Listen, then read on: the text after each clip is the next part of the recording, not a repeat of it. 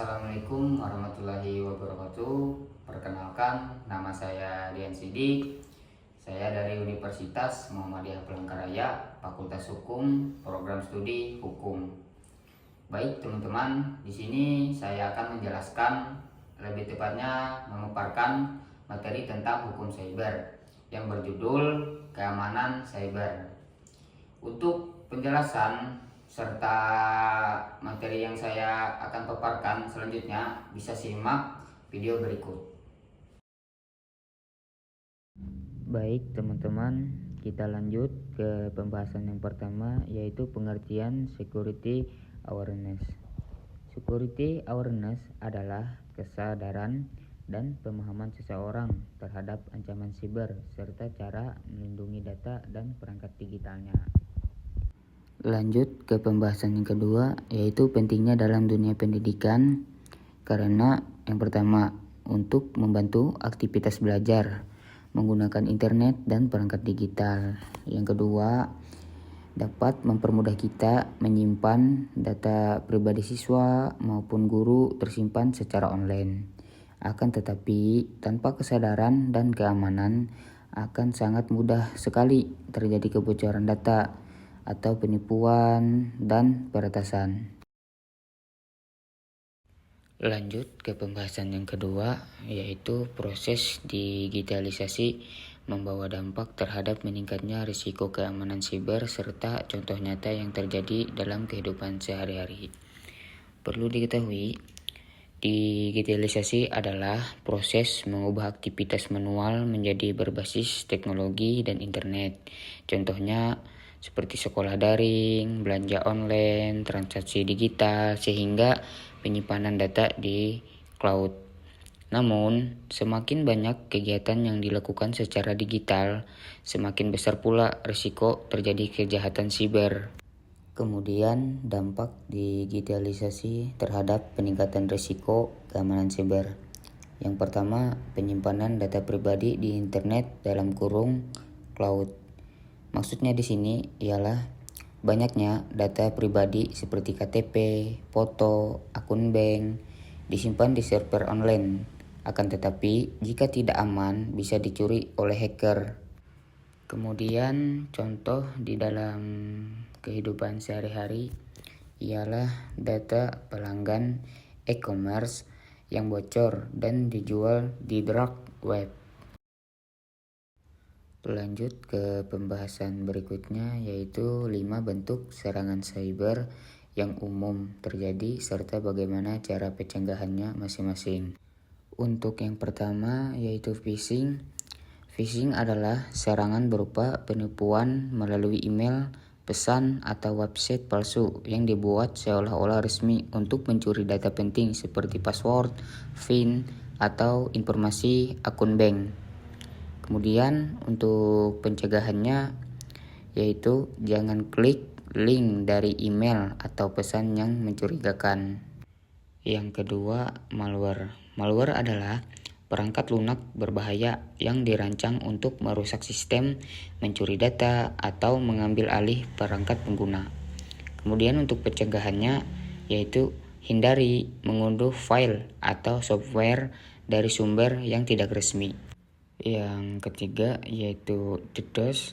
DDoS adalah serangan yang membanjiri server atau website dengan trafik palsu dalam jumlah besar hingga sistem menjadi lambat atau tidak bisa diakses.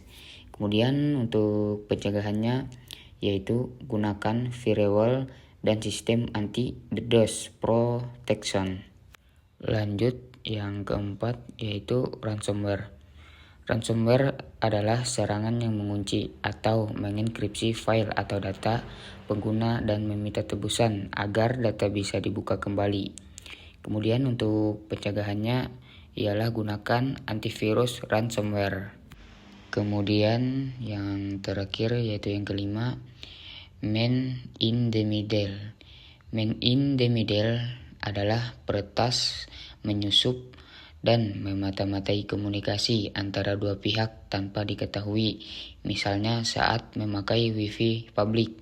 Kemudian untuk pencegahannya, yaitu hindari transaksi penting lewat Wi-Fi publik tanpa VPN. Kemudian untuk materi yang selanjutnya yaitu konsep keamanan internet yang dapat diterapkan oleh siswa atau mahasiswa dalam aktivitas belajar daring agar terhindar dari ancaman cyber.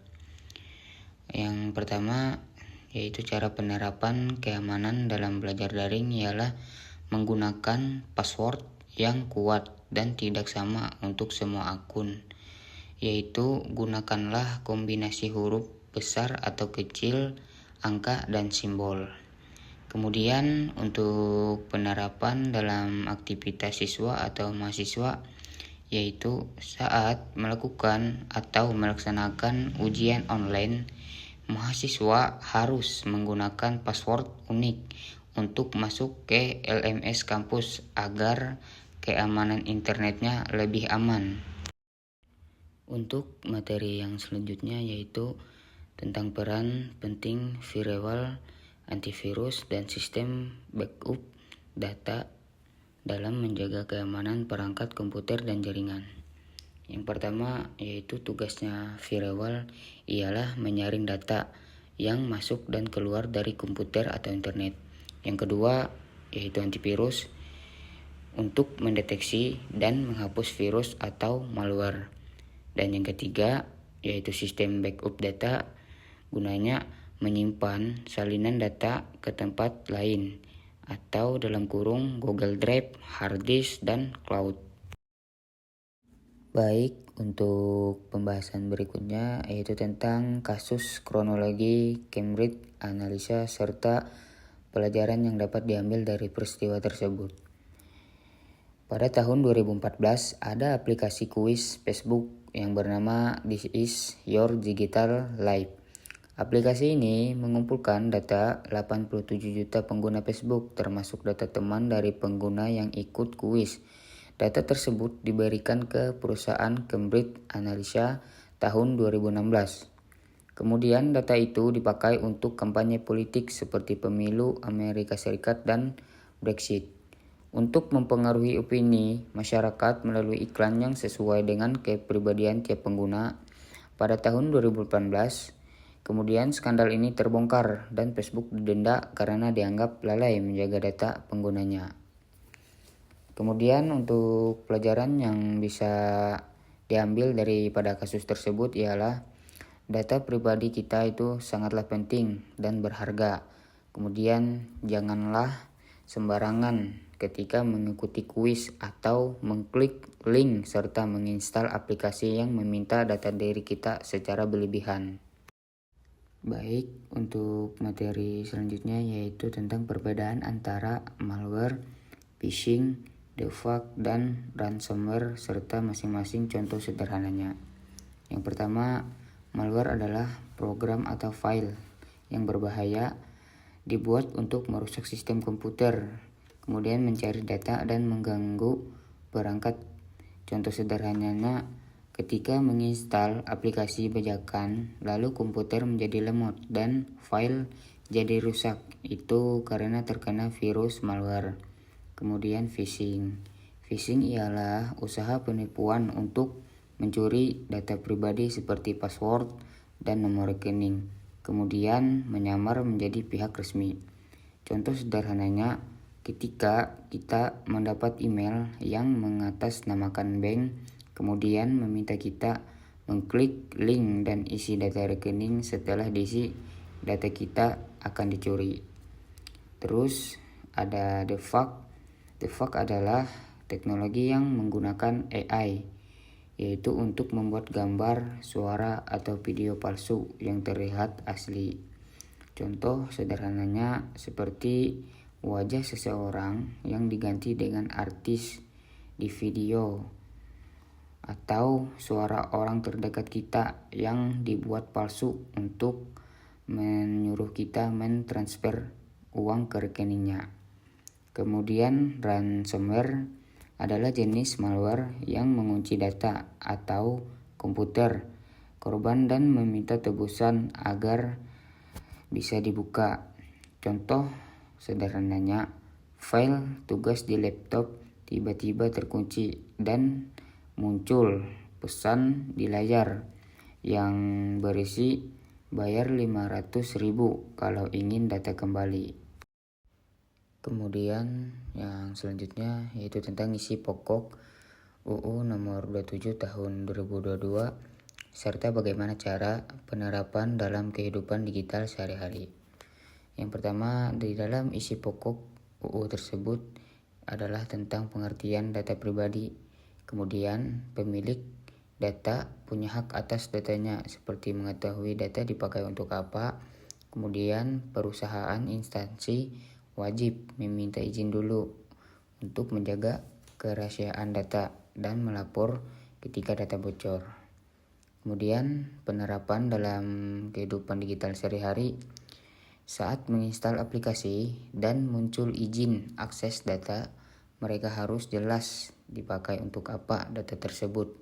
Kemudian, jikalau data pribadi kita bocor atau dipakai tanpa izin, kita mempunyai hak, yaitu untuk melapor atau meminta data untuk dihapus. Selanjutnya, mengapa pengguna disarankan untuk tidak menyimpan kata sandi secara otomatis di browser, serta bagaimana cara mengelola kata sandi yang aman dan efektif. Yang pertama, jika kita menyimpan kata sandi secara otomatis di browser, maka akan sangat rentan sekali browser kita itu dihack oleh orang lain. Kemudian, jikalau HP ataupun laptop kita pinjamkan ke teman atau orang terdekat, misalnya ke orang lain lah, maka orang lain tersebut bisa langsung dengan sangat mudah masuk ke dalam akun kita. Maka dari itu sangat-sangat tidak disarankan sekali untuk menyimpan password langsung di browser. Kemudian cara mengelola password yang aman ialah dengan menggunakan aplikasi password manager seperti LastPass, KeePass, dan lain-lain. Serta jangan pakai password yang sama untuk semua akun.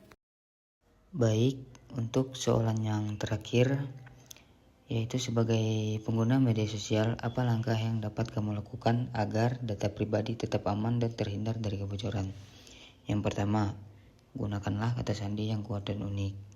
Contohnya, seperti buatlah password dari kombinasi huruf dari yang besar sampai yang kecil.